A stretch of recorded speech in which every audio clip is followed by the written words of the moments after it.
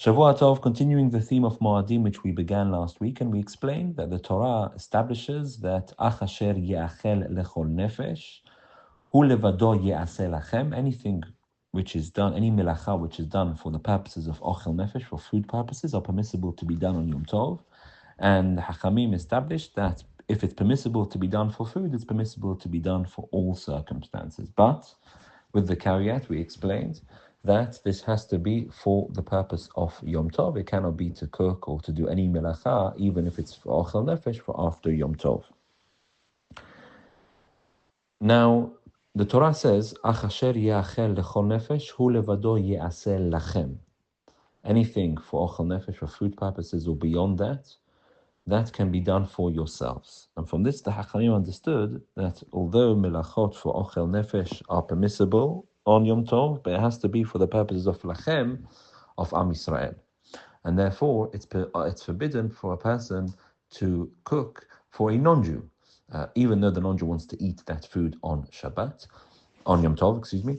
But since it's being cooked for a non-Jew, it's not Lachem, it's not for yourselves, that would be prohibited.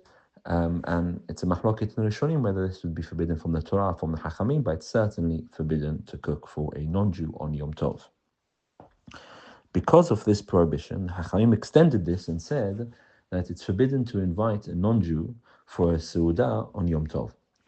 On Shabbat, it's absolutely fine. A person can invite a non-Jew to partake in the Shabbat meal on Friday night, on Shabbat lunch, it's fine. But on Yom Tov, it's forbidden to do so. Why? Hachamim said, Gezerah shemei yarbe bishvilo, because we are concerned that you have a non-Jew coming and you realize that there isn't enough food, and so you cook extra on Yom Tov for him or her, for the non-Jew. And so this would be forbidden. And so the Hachamim made a gezerah that it's prohibited to invite a non-Jew to partake in a Seudah of Yom Tov, only on Yom Tov. On Shabbat, it's absolutely permissible, but on Chag, it's forbidden. If the Rosh writes, and this is the halacha as well, if the non-Jew turns up of his or her own accord, then that's fine, because you've already invited who you intended to invite, and you've already have what you need for the Yom Tov meal, and the non-Jew turns up of their own accord, you don't have to say, I can't feed you. If they turn up without an invitation, it's permissible to feed them. The Isur is to invite them, to prepare and to ask them to come. That is what is Asur, but if they turn up of their own accord, it's permissible. Now, the major question, the contemporary question with all of this is with regards to someone who is converting and going through the process of becoming a Jew who is currently not Jewish. So, of course, once a person has converted and is a ger or gioret, they're part of Am Yisrael, it's part of Lachem. And so, of course, you can invite them and cook for them. And in fact, the Torah says very clearly that the mitzvah of simcha, of enjoying Yom Tov, is together with your family and also with the widow and the convert and those who need those invitations. But we're talking here about someone who hasn't yet converted. There's a process of conversion and it still has the status of a non-Jew.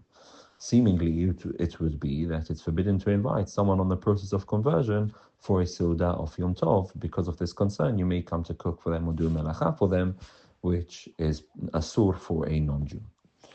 And this is the opinion of some of the poskim. However, Rav Shlomo Zalman Auerbach and other poskim as well will offer the opinion that it is permissible to invite someone who is properly on the process of conversion, to invite them for Seudah of Yom Tov. The reason being is the whole concern of the Hachamim was that you're going to come to increase. You may do a melacha on behalf of them. Since the whole purpose of inviting someone on the conversion process is to teach them and to show them and to guide them and to demonstrate to them the correct way how Yom Tov is conducted and how Yom Tov is kept. So we're not concerned in such a scenario that a person is going to do a melacha for them, and the whole intention of the invitation, the whole purpose of asking them to partake in the Yom Tov meal is to teach them how the Derech Hashem, the way of HaKadosh Baruch Hu, and the halachot of Yom Tov. So it's highly unlikely that it's going to happen, and therefore Rav Shlomo Zalman Auerbach allowed to invite someone who is properly on the conversion process. Of course, this doesn't mean anyone who's just expressed some interest in becoming a Jew, then suddenly you can invite them. It means someone who is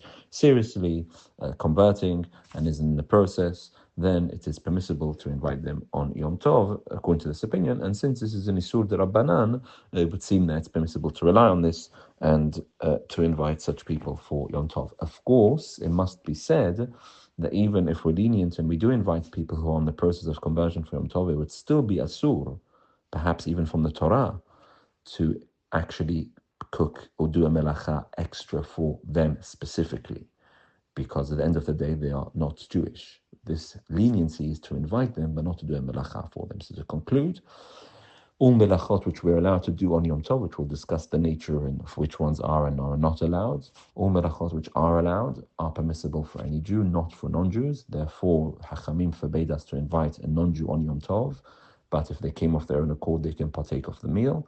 Someone who is going through the process of conversion, it's permissible to invite them for a meal of Yom Tov, but not to do any milacha for them.